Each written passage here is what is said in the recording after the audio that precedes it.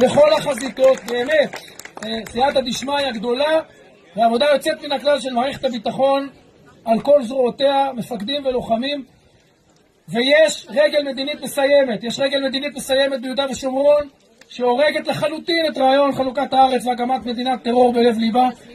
תהיה רגל מדינית מסיימת בעזה שתרחיב את גבולותינו, תהיה רגל מדינית מסיימת בלבנון שתרחיב את גבולותינו על הליטני לגבולות ברי הגנה, תהיה רגל מדינית מסיימת בסוריה כתר החרמון והחיץ לפחות.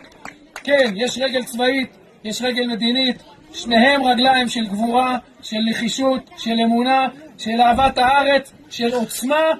זה מה שמכבדים בשכונה שלנו במזרח התיכון, וזה מה שצריך כדי לבצר את ביטחונה, את קיומה ואת עתידה של ארץ ישראל.